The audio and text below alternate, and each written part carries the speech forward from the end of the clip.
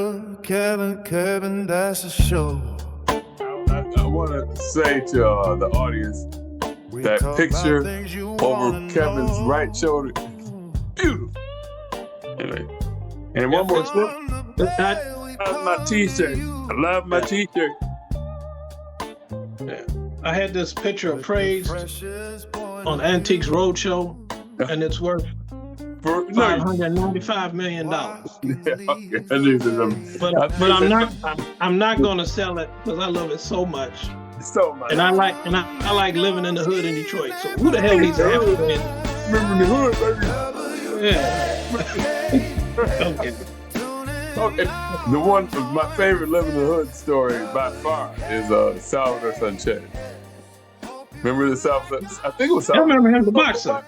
Wait a minute, it might have been, it wasn't him. It's Lupe Pintor. It was Guadalupe Pintor. Yeah, I know what he did. Yeah. I love that.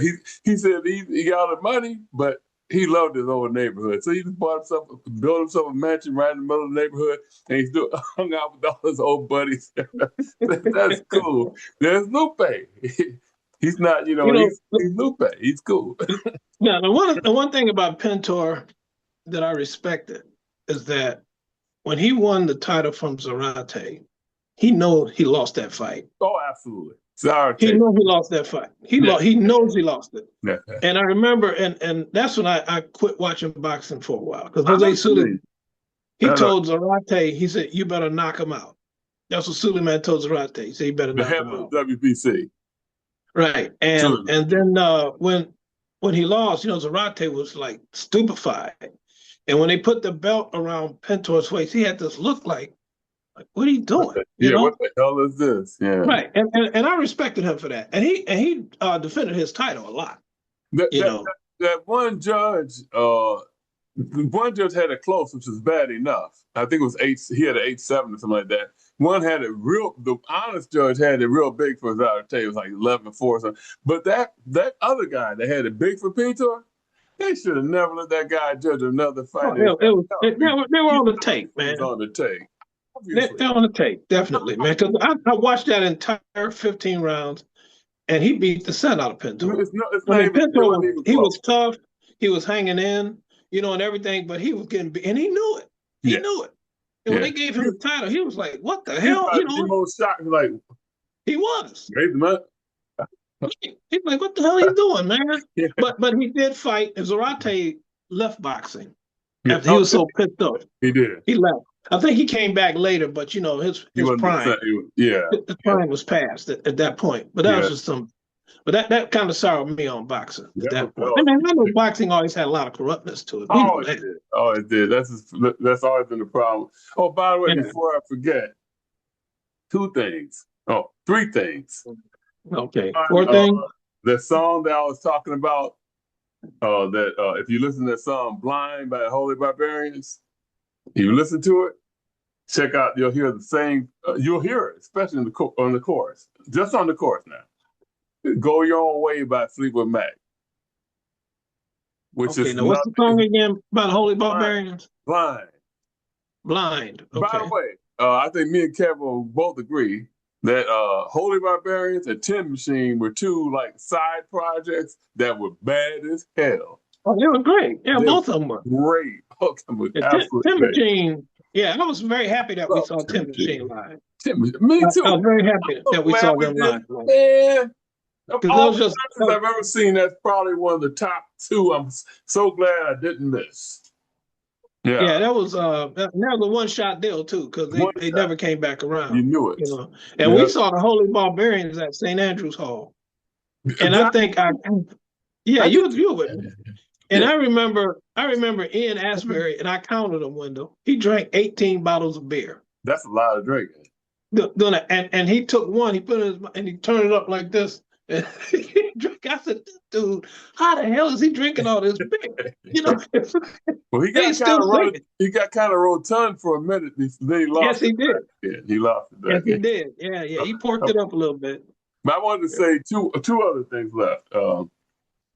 One, welcome to WKKS Wendell Kevin Show. I'm your host, Wendell Watkins. They're joined by Kevin. For now, the other one might drop in later, but What's up? He must be on CP time.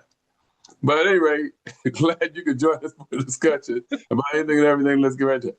Okay. The other thing was senior moment.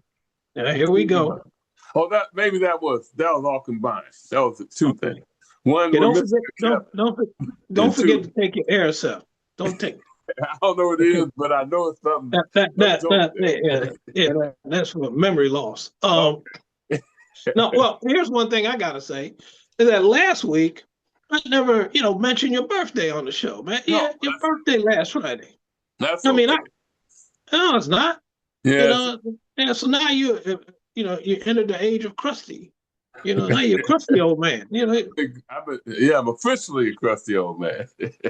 Right. So me, you, and Thompson, we're all 70 now. Mm-hmm. Now, how old is Eisenstein? How old is Paul? He's 70 as well. He's 70. So that's 280 years between the four. 280 years. That's a lot of years. Now, would that be a good golf score for 4 rounds? That'd be a great golf score for 4 rounds. A fantastic golf score for 4 rounds. Because if you shoot 72, you'd be 8 under for 4 rounds. 72. If it's a 72-hole course and you played 4 rounds. Right, exactly. Right, that's 288. 8 under. Right. So it'd be 8 under. I've never been 8 under anything. And there's a joke there somewhere, but I don't know where it is.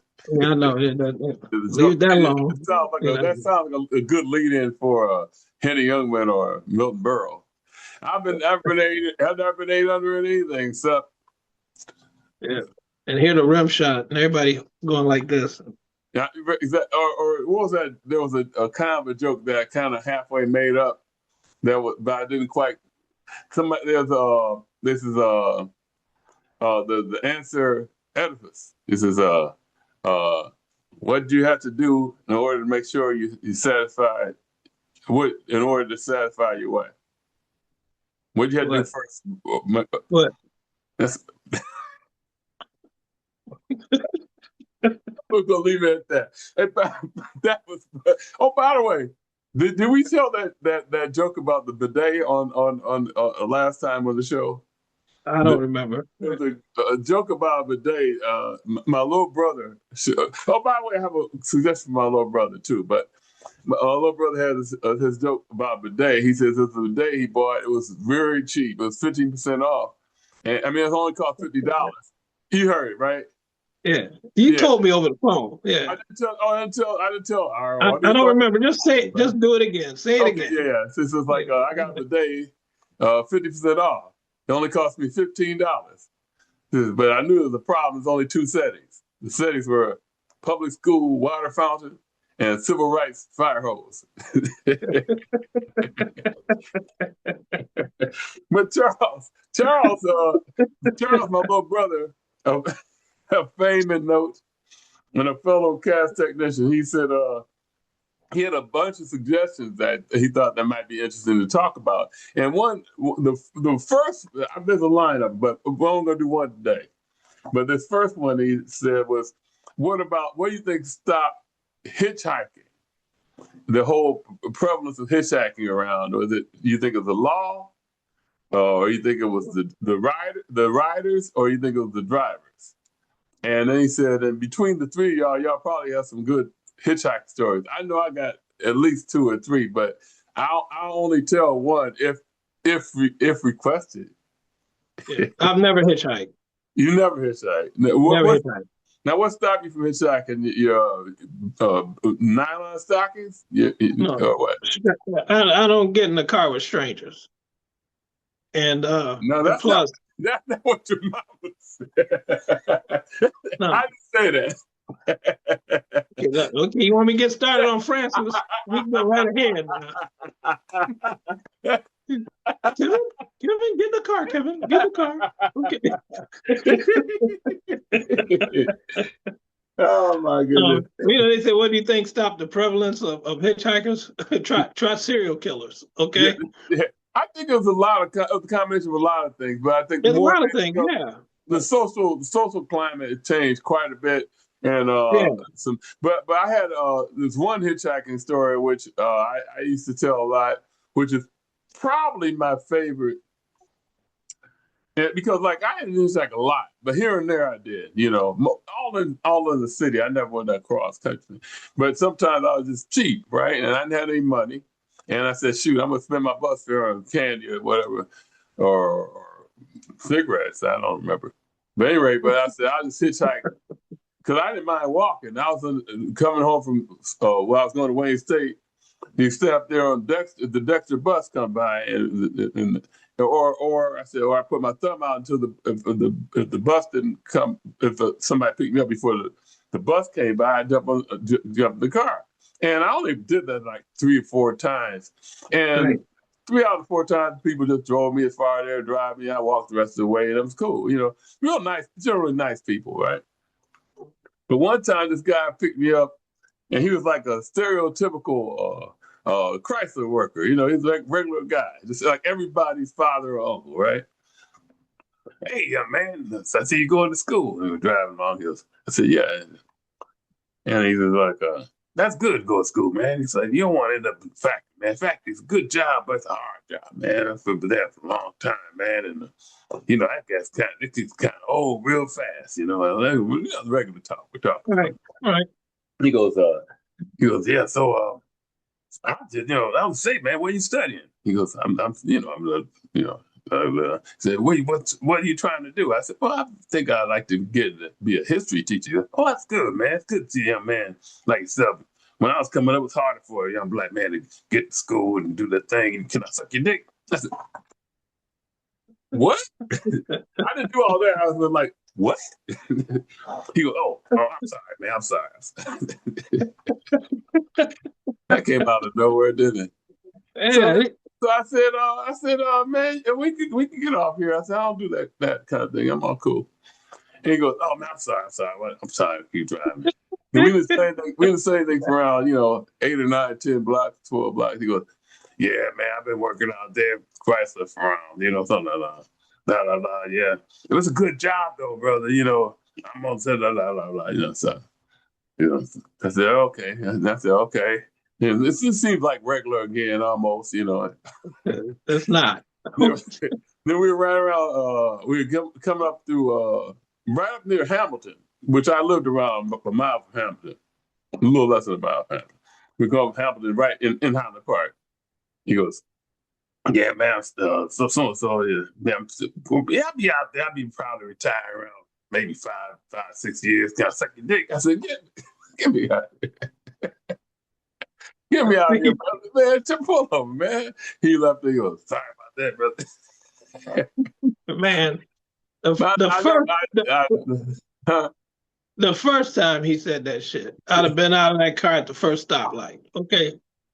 No, I'd be like, man, let me out this motherfucker now. Okay. All right, we're gonna be, you know, we start punching each other up in here. And you know, that's ridiculous. You make that guy sound like Mr. T, you know. Feel pain. Yeah, right. I beat the fool. Yeah, man. But that's the thing, man. I never, you know, I said, no, man. I was always very, you know, I said, I'm not going to hitchhike. I don't give a damn what. If I got to walk home, I'll walk home. I said, because I'm not getting to a car with strange people. And what used to kill me is sometimes, you know, in the movies and stuff, it was so romanticized. About young people. And then you got, you know, and it's bad enough you risking your life as a man. As a woman, you can, you know, multiply that by really infinity. You know, but it really, I really don't think it was as dangerous as the movie. Not as dangerous as the movies. I mean, in the movies, every time you walk in the black neighborhood, there's a bunch of guys up there with faux hard looks at doing crazy shit. And you know, I mean, everything's hard, stranger and harder and crazier in the movies. But I think that the times changed a lot in terms of like the sociability of like now like a general. I'm not saying there was a great brotherhood of man or something like that in the 1930s and 40s that didn't exist, but there was a lot more of that in terms of especially in the 60s of Yeah, people just trusting strangers. And for the most part, and like I said, I must have done hitchhiking quite a few times, not a whole lot of times, but let's say 20, and only had 2 experiences that were any kind of negative. That one and one other, and it wasn't about nothing. It was just somebody making 10%. unrequested requested. Yeah, well, that's that's 10%. That's 10%, which is 10% too much for me. But Yeah. most people, but the other thing is out. how much stuff hasn't been reported. I'm not trying. I'm just saying. No, you're not. I know you're not. I'm just saying for my. I know a lot of people that hitchhike a lot, and nothing ever happened to them. So, and I'm happy. I'm happy for them, but I wasn't going to take that chance because it only takes one. That's it. Especially the Kevin Robinson, back in those days, and the things you were doing, I wouldn't hitchhike either. Yeah, whatever, man. I was staying with your mother then, wasn't I? Okay. Hey, bro, I miss old Freaky Francis, man. Yeah. See, now your brother's gonna be mad at me. See, no, you won't. No. Wait a minute. Yeah, that was never mind. I was gonna say something. You remember this hat, man? Remember this tam? I used to wear this all the time, like 45 years ago and shit. That's the same one, huh? Yeah, same one. Now it fits a little tighter because I guess my head done got fatter. But so yeah, it used to be able to. It used to be right now. It used to be right now. It's a beanie. Yeah, right. Yeah, more like in 10 years it'll be a yarmulke. Excellent, perfect. Yeah, it does look like. I'm thinking about Thelonious Monk. Yeah, he's wearing that similar to that, Yeah, I look like some artist that nobody ever heard of, So, yes, I have lived in Nova Scotia for the last 40 years. How many paintings have you sold? One. Yeah, right. Who did that painting over there, by the way? The excellent painting. I think the guy's name, I forgot his name. I think his name is Hollander. Hollander, yeah, last name. Hollander. Yeah, but I can't tell with the signature. But I bought that one, man, that was quite a few years ago. Did you buy it at a fair? Shit, I don't remember. I don't think so. So I remember one time I bought this this print by this guy, Rene, I want to say Rene Grau, Grau. I know Grau too. Ain't that something? And he was an illustrator for fashion magazines. And Tina and I were at 12 Oaks Mall. Then I just happened to go in there and he was selling a bunch of his prints. And they were beautiful, man. So I bought one because it reminded me of Audrey Hepburn. Oh, okay. And he signed the back of it. Now, he passed away, years ago. He was an old guy back then.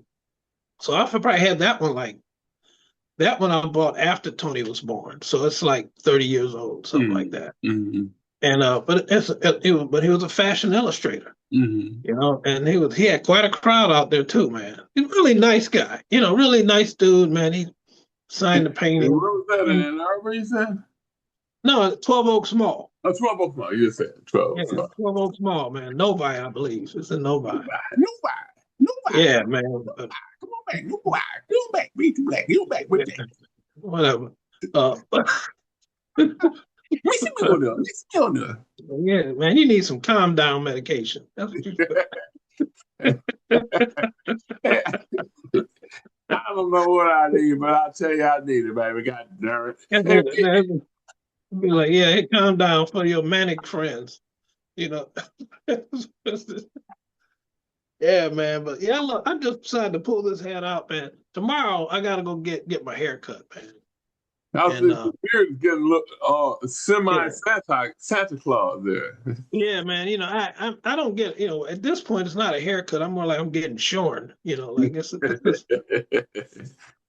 and I look, man. I go to the same guy. You know, and I've been going to him for years. But so I usually text him and say, you know, can I get a cut on Saturday? He'll go, yeah, man, come in at 8:00. You know, 8:30. Wow, This time, wow, that's something. yeah, Wow. yeah. And then I usually text him on Thursday, but I text him on Wednesday. Right? And I said, yeah, can I get a cut Saturday? He said, yeah, man, I got 10:30 open. I said, damn, this dude getting popular, you know. But he's a good barber. But I looked at the last time I had a haircut. I sent him a text on February 25th. I said, what? A year. Yeah. No, 2 months. February 25th this year. Okay. Yeah. Yeah, so it's been 2 months. Usually I'll go no longer than 6 weeks, you know. Oh, okay. And I usually shave in between there, you know. But this time you know. Oh, you don't shave yourself at all anymore. Yeah, I do. Yeah, once in a while. But I remember when I was working at Focus Hope in manufacturing, when I get like this, Velda was a coworker. You know, I was the manager. Velda was a coworker. She nicknamed me Scruffy. Scruffy. Now I haven't seen Velda in years, man. In years, right? Now Serena, who I keep in touch with, Serena said, "Oh, I was talking to Velda the other day, and she said, tell Scruffy I said hi." Tell Scruffy. That's right. And I didn't have no problem. I didn't have no problems with that. I thought it was hilarious, man. This is cool.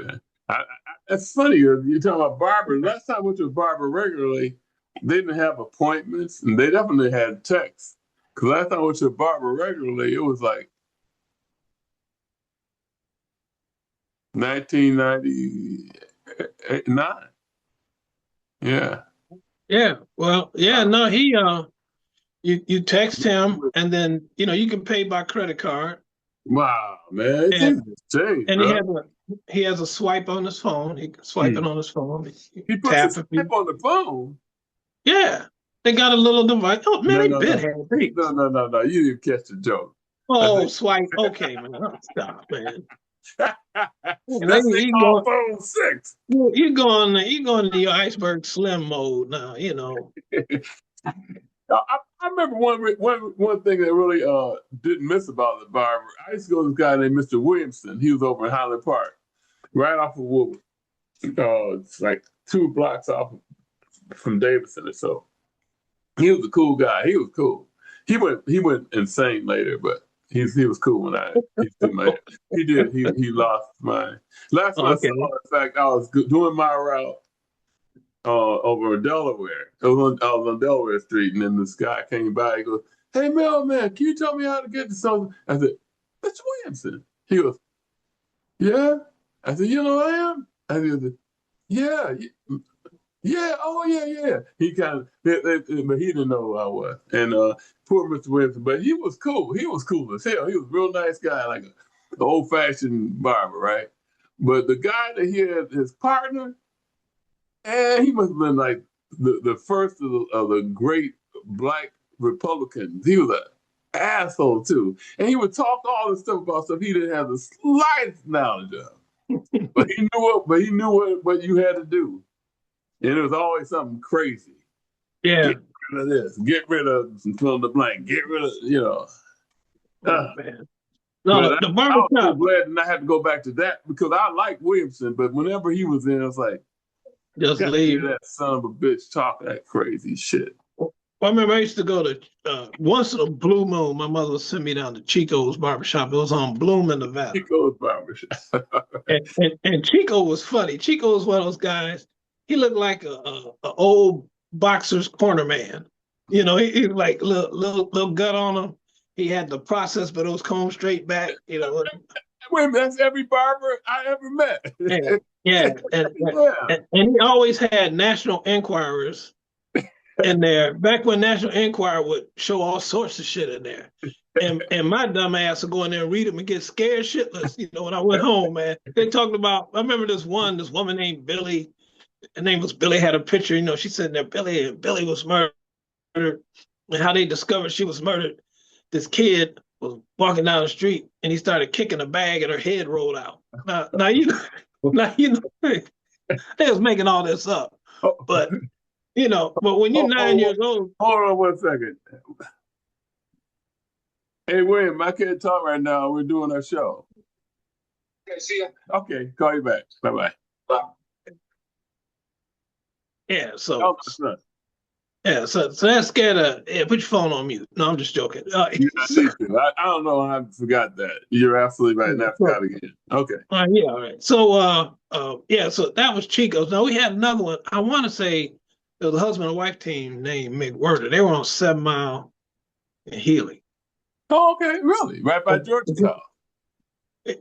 Yeah, was it Healy?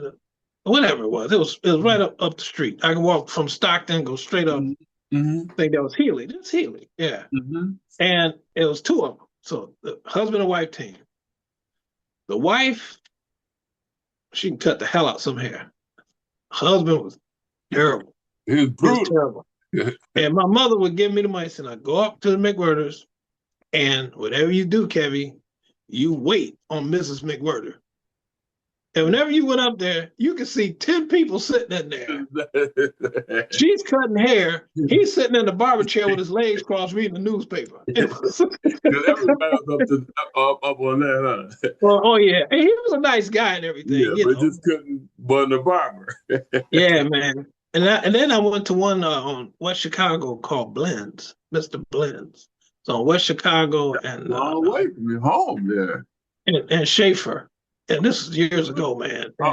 It's later on. And Blends was the lead barber. I heard he got murdered. He got shot on his porch, yeah. And, I would go to that barber, and I had a barber there. I'm not going to mention his name, but he's a fun guy. But he went to jail. I came in there a couple of times. I said, where my man at? He said, oh, man, he in jail, man. He caught a case. A couple of years later, I walk in. He's there. And he goes, what's up, old man? I said, hey, what's happening, man? How you doing? He said, yeah, okay. So he said, who's been cutting your hair? I said, oh, that dude over there, He said, hey, man. He goes, yeah. He said, my man, I'm back now. Okay? This is my customer. You understand me? Dude said, yeah, man, okay. I said, damn, bro. I said, he's hardened up in prison. He said, oh, man, I'm just fucking around, But I had to get out of that barber because the last time I went there, Wendell, no joke, I came from work late and I needed a haircut. So I said, hey, man, I know it's 8:45. You think y'all can? Yeah, man, we take you, good customer. Come on in, man. Came in. I was the last customer in there. I sit in a chair. It's 9 o'clock. They close the door, lock it, draw the shades. Then they pull out liquor and they start smoking weed. And they start shooting craps. And I didn't say anything, but when they finished my haircut, I said, this is the last damn time I'm coming you said, in. And then he had borrowed out time, he had a razor on your throat. Yeah, right. Right. I was waiting for the strippers to come in, man. What the hell is it? Yeah, and one time, man, I had to say, so usually, that's your business, I'll leave you alone. Mm-hmm. But they started showing porno films, man. At the barbershop? At the barbershop, man. And these were full frontal nudity, penetration porno films. Yeah. And I looked at this, and man, I'm sorry, Wendell. And I was an older guy. And I got up, I said, look, man, turn that shit off. I said, you got kids running. I don't want to see this shit. I'm no prude, but I don't want to see this shit. You got kids running around here. What were they thinking about? They weren't. And the funny thing, the parents of the kids were, these women bringing their kids in to get their haircut. They didn't say shit either. And I was like, damn, man, come on, y'all showing porno films? I mean, come on, man. I never, where's the place at? Chicago and Schaefer. I'm kidding. Yeah, Chicago, right near Mackenzie High School. Yeah, man. Yeah, barbershop stories, man. They were fun, man. As a kid, to listen to the grown-ups talk smack to each other. Yeah, and I remember one of my earlier memories of this guy named Joseph. This is before I met you, so this is a long time ago. This guy named Joseph, his father was a barber. This is over, we lived on Gladstone then. I think the barbershop was on Joy Road, and anyway, not much of a story there because I don't remember anything. But I just remember it was Joseph's father was a barber, and I got my hair cut there. My little 7-year-old hair is cut. Yeah. Yeah. I remember I got a Quo Vadis cut. I forget what that Quo haircut Vadis, looked they like. call Mark. Yeah, Quo Vadis. Man, I went home. Everybody's like, "Man, you got a Quo Vadis, Kevin." I hated that haircut, man. You too? To That's to all the it point. was. Yeah, I've put it out of my mind how it even looked like, man. I was like, The same here because I remember my mother would always say, "Ask for get a Quo Vadis." So that's what it was. That's what we did. right. Quo Vadis. And I remember this is how long ago that was. I think it was. She would give us 50 cents to go to the barber. I find out later it's like a quarter for the barber for the haircut and a quarter for a tip. I think that's what it was, 50 cents. Right. But we were talking about back a long time. 50 cents for a haircut. Ain't that something? Damn. This is I think then we got to we moved over to Bayless, then we got to our teens. Two things happened. The first thing that happened was my Uncle Ben would cut our hair. Why he's cooking rice? Different Uncle Ben. But Uncle Ben would cut our hair. And then nobody cut our hair because froze came in, and that was goodbye Quo Vadis. We all got, and everybody could take care of their own fro. And that was something I really kind of, if one of the things I really miss about our time growing up. It was very nice for me. To me, was this whole thing about the natural. Everything was I would say like I go through the books and I look at the old pictures and purging and a cast. It's like you can count on it. The black guys fro, natural, whatever, and the black girls at least half froze. White girls part in the middle, straight down. White guys part in the middle, straight down. But it was like the thing that really is striking is looking through those old books and stuff like the old pictures. It's like that everything was really close to natural. You get very little, or if any, makeup on the girls and none of the boys. And it's just times change and this. And I'm not pining for fjords or anything. I'm just saying that it's a remarkable. And it was interesting the way things change so much. And and what is conformity and what's not conformity, for instance? Like how many people would do their thing?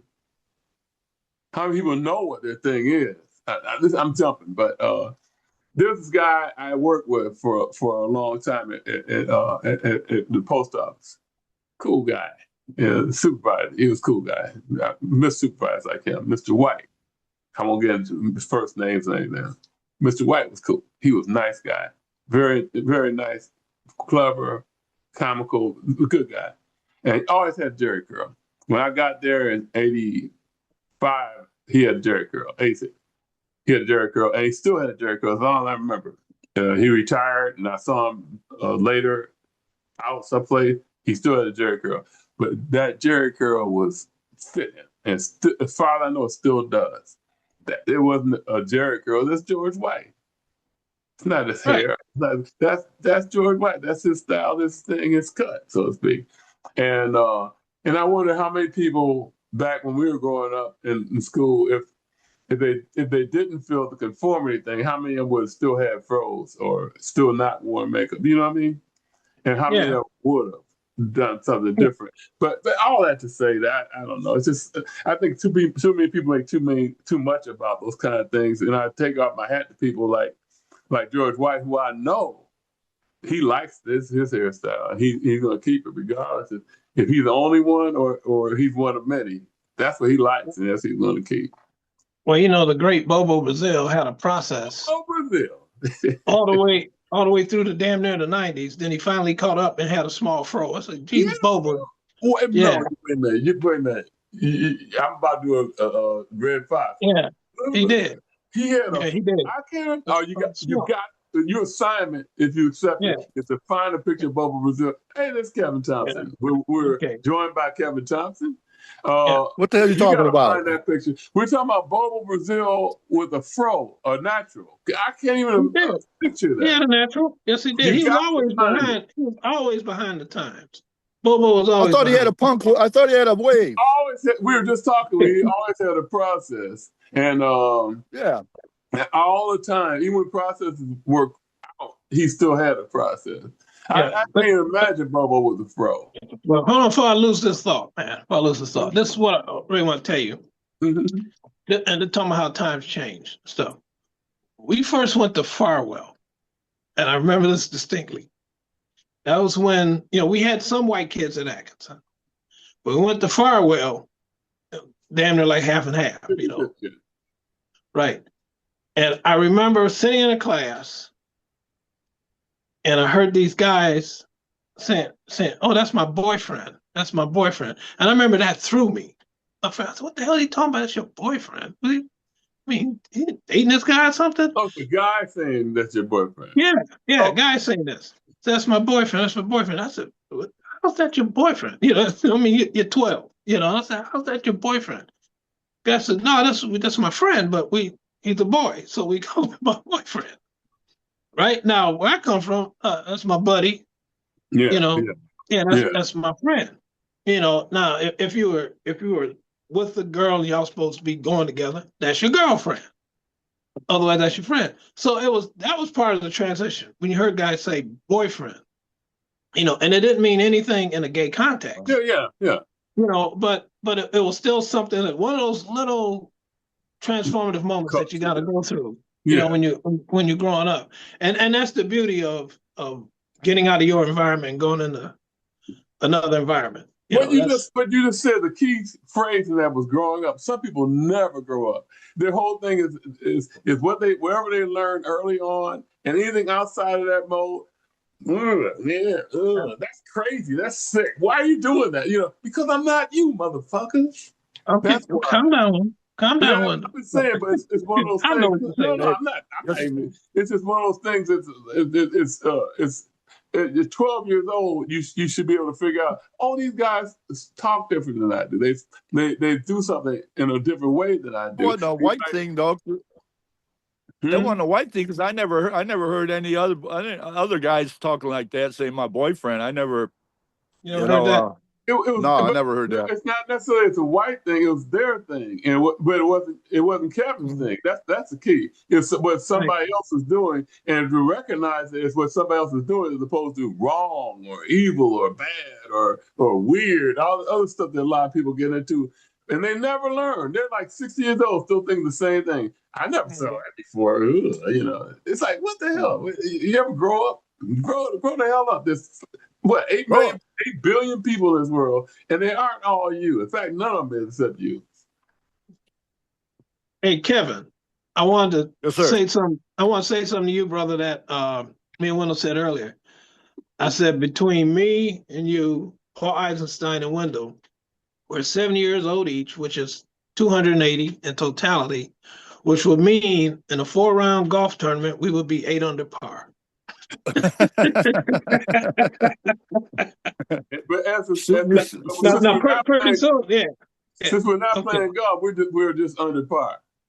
Under par. Yeah. Now that's gonna start to disintegrate as we get older. I know I'm gonna start shooting my age too all the time. Well, no, I'm lucky if I shoot my age now. Shit, 70. Yeah, man. That's 9 holes. That'd be great. That would be absolutely great, man. Yeah, I'm starting to get a beard like you, Kev. I'm getting mine shaved off tomorrow, though, man. Yeah, man. I just use scissors and cut it now. Yeah. I flick it up and cut the long hairs. You cut your own then. Yeah. When's the last time you went to a barber, man? Me, about 30 years or more. Same here. Same here. Yeah. I had that barber on my route. 27 years. 27 years. I had that barber on my route. He was from Saudi Arabia, that guy. He didn't, I don't even think he spoke English. A little bit of English. It's only 11. Yeah. Yeah. That's the guy I had shaved my head that time. Oh, okay. With a straight razor. Which was kind of wild. Yeah, don't twitch. Don't twitch. But it was smooth though, man. It felt so good.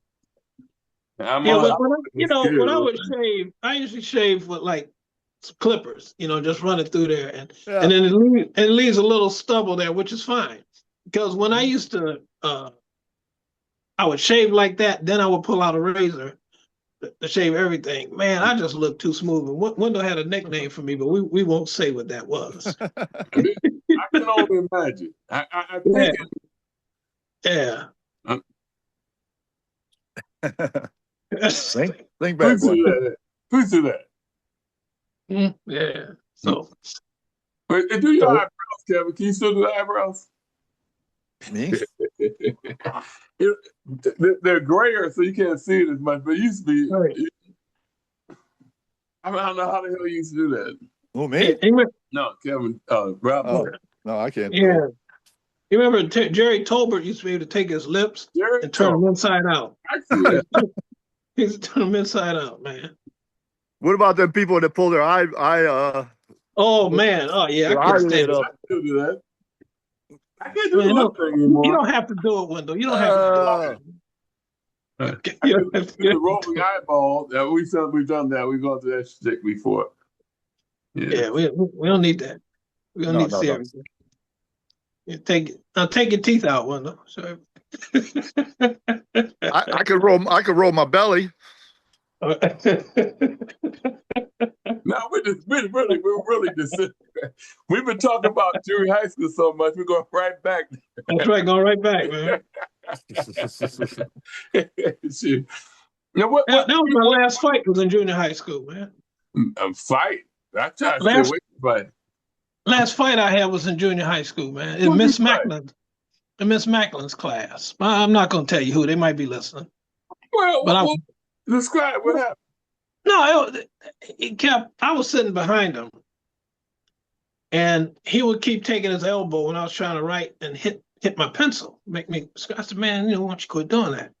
And he did it a couple more times, so I stood up, and he was bigger than me, and I said, "Hey, man!" He turned around, took my pencil, and I really tried to throw it right in his eyeball, and I threw it like that.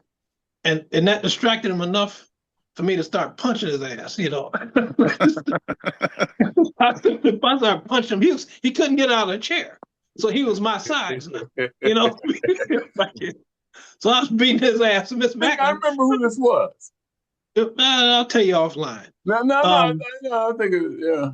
But Miss Macklin was small. She was a petite woman. And she was like, "What are you doing?" I said, "He did this," and she said, "Stop it." And he says, "I'm going to get you, we get out of class." And I said, "I'll be ready." It's like some Leave It to Beaver shit, man, Yeah. And I'm gonna clobber you when we get out there, I'm gonna clobber you. and then I went outside, I said, "Well, I guess I gotta fight this dude, So what dirty trick can I pull? And I went outside, and you remember Steve Brogy? I remember the name. Remember that name? Italian cat. Steve was cool as hell. Yeah, I remember. And I remember I walked out, and Steve said, "Yo, man, why you picking on Kevin? I heard Kevin beat you up too. What you picking on Kevin for?" He said, "Why don't you pick on?" Who it was now? Yeah. He said, "Why don't you pick on somebody else? Why don't you pick on me?" And then I never forget, Bruggy said, "You chicken shit, man. You chicken shit." That was so funny, man. Steve Bruggy. Oh, man. Yeah, old Bruggy, man. That's a long time ago, man. Then that dude never bothered you, though, after that, eh? No, man. And the great chicken shit. And the great Jim Knowles. I know you remember Jim Knowles one day. Yeah, we got a great, the Kenny Opaki Jim Knowles story. Stanley Gill. Yeah, go ahead and tell it. Go ahead and tell it, man. No, well, it was just, I don't remember exactly, but I remember we were all walking home in a big group. And then somehow or other, Opaki called Stanley Gill a nigger. Right. And Jim Knowles, who was white also, but he was from the mountains. He came up to Appalachian. He was one of the only white guys and one of the 3 white people in Atkinson Elementary went to school. Right? Did he join us there, or did he join us in Farwell? Oh, it's Farwell. No? But he might have. I don't remember. Jim It doesn't matter. Jim Knowles was very anti-racist, and I remember he punched Kenny Opaki or slapped him. I can't remember which.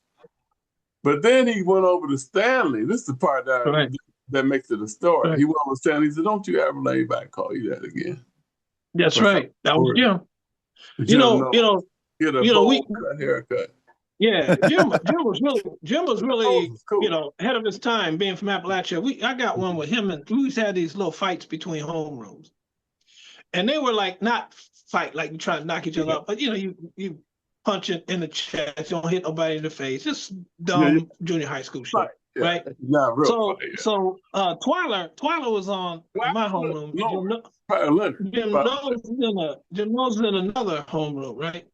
So Twyler went to attack Jim Knowles, right? And Jim could fight, man. Yeah, Jim pop, pop, pop, pop. Then Twyler went down and he said, "Man, fuck you, you honky." And then Knowles said, "Oh, shut up, nigga." Like that, right? And then Twyler went, he called me a nigga, yo. And then Jim said, "You called me?" He said, "You called me a honky." Yeah, man. And Twyler said, that's it. Yeah, you're right, man. I'm sorry. We shook hands. That was it. It evened out. I wonder what Twyler's doing now. I don't know. And I try to look his name up, but I don't see it. I always wonder where was Jim Knowles, man. Because the last time I saw Jim Knowles, we were in high school, and I remember catching a 7-mile bus to go somewhere, and he was on that bus, and he said he was going home with his brother. He said he was going home, going back home. Oh, really? Yep, back to the hills. Yep. Isn't that something? Yeah.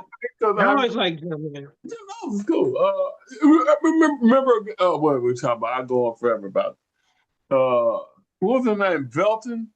Remember Velton Johnson? Velton Johnson? Yeah. Yeah, Velton, I used to deliver food, senior packages to his mom. Oh, that's right. Yeah, and he would never come out of his room. Never come out of the room. Yeah, I think, some shit had happened, in the streets or whatever. And the last time I saw Velton was the last time I saw Douglas Cheatham. Was at Velton Johnson's mother's funeral. And Velton was just sitting there. Velton had a 6-pack, and we don't know how he got it. We were kids, man. He did 42 push-ups in junior high school. And I'm serious. He did 42 push-ups. Mr. Taylor could vouch for that. And he just sat there. I said, "Velton." Now he knew I'd been delivering food to his mother, but he would never come. I don't know if he was embarrassed or what. And I remember he just said, "Man, I'm sorry about your mom." He said, "Hey, man, thanks for delivering that food all that time." Mm-hmm. I said, "Okay." And then I saw Douglas Cheatham, and he was on his way he had just got out of prison. And he said, "Man, I got to get out of Detroit. It's just too much." And I understand that in Ferguson, Missouri, he became sort of an activist, but I can't track anything about that. I mean, the greatest nickname of all time. You can't beat him, Cheatham. Can't beat him, Cheatham, man. Yeah. Douglas was a deep dude, man. He was really a very smart guy, man. Very smart guy. Oh, Miss Cheatham. Those were elementary kids you went to school with? Elementary and junior high. Junior high. Douglas didn't grow up in the projects, but Douglas grew up on Finland. He lived on Finland, right? He's on Finland, along with Sheila Lawrence. Right. She stayed on Finland. And Velton stayed on Finland. You remember Sheila Lawrence? Yeah, and Sheila Lawrence, he stayed next door to Sheila Lawrence. Oh, okay. Right, and that's how I saw her. Last time I saw her, I was delivering food at his mother's house. I saw some activity next door. I went and asked, and Sheila came out. But remember, Sheila, she's part German. Her mom was German. Right, I remember. Yeah, and she had a pet monkey. Yep. I He didn't had a know. pet. She had a pet monkey, man. We were growing up, man. Oh, that's Couldn't so believe cool. That is so it. cool.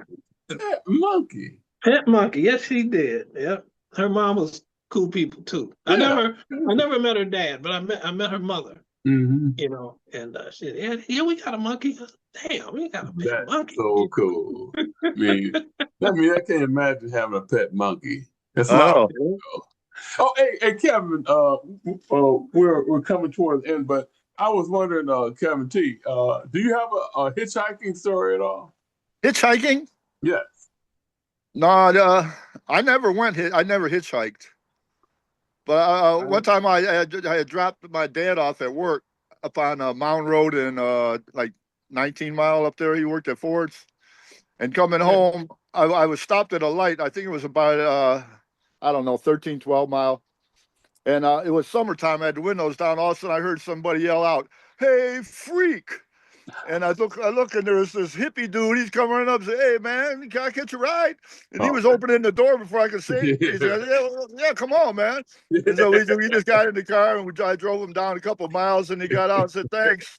And that was it, man. 'Cause I used to have long hair, you know, and shit. He just yelled, "Hey, freak!" And I So said, he knew you were a fellow traveler. You know? Yeah, he just got out, took him down a couple miles and got out. That's what. Yeah. Well, we used to pick up girls a lot, you know, if they were hitchhiking back in the day. Mm-hmm. Yeah. So where are they buried at? I can't say. He's not Derek, say. I forgot. Huh? That's like a 1880s phrase. Oh, Well, did you hear? Did you hear who the Jack the Ripper was Polish, man? What? They found out who Jack the Ripper actually was from DNA. Oh, really? Yeah, and he was Polish. He was a Polish immigrant. What was he? A dentist or something like that? It was Josh the Ripper then.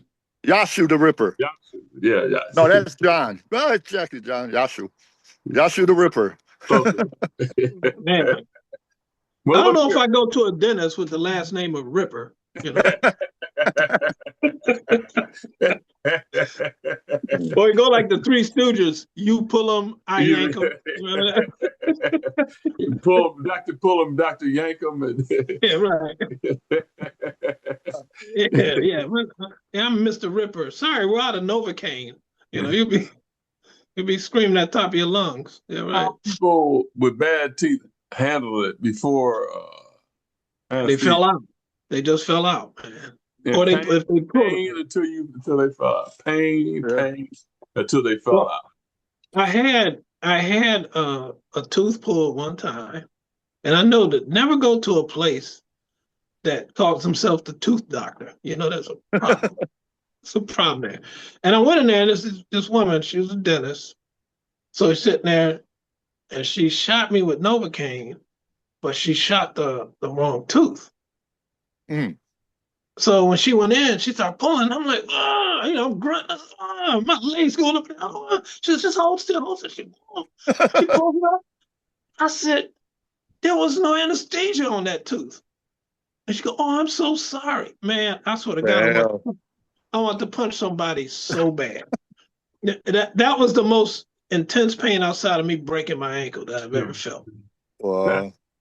Just thinking about that hurts, man. It hurt like hell, man. You know, so.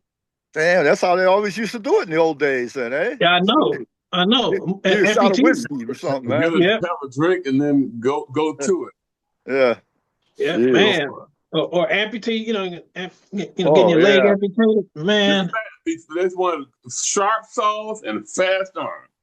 Right, yeah, that was a movie. They had that movie about that when the guy says, okay, we got to amputate this. He said, what do we do? The guy said, cut fast. Cut fast. Man, somebody sawing through your paw. Come on, man. Fuck it, man. Just give me gangrene, let me die, man. Forget it, Or shoot me. yeah, shoot me. Just put something on my face, man. Just knock my ass out. Then they would have to do that for just a small wound too. Something if it was they couldn't let it get infected, so they had to cut it off. Yeah, jeez. And then it was no better. You get your foot cut off. They give this stupid ass looking cane you're supposed to, hobble on for the rest of your life. Man, just go ahead and kill me. A peg leg or Yeah. Yeah, look here. This all turned really bad. It's like dark, nice and dark. Very much. But look here. In fact, we're gonna go see this guy who was in the at my son's junior high school. He teaches. They have this guy who was in the Olympics in 1972, and something really good happened. He got a gold medal. But the bad part is he might have got another one, but the coach had the wrong time for the trial, and they missed the trial. And what? Oh, yeah. So he's going to talk about that. So anyway, all that to say, we're going to go now. And all right. I'm glad you caught the last part with Kevin Thompson. And, yeah, I'll try to remember next week. Man, call me early in the morning. Told you, Wendell. Give him a text. I told by you. this time next week, I'll be in Detroit with y'all. So okay. I'll be in Detroit, y'all, and everybody else out there. Bye-bye. And remember, don't pick up strangers, even if they call you a fellow freak. Yay, freak! All right, please. Hey, Kevin Hicks, right on. There you go. Adios. Adios.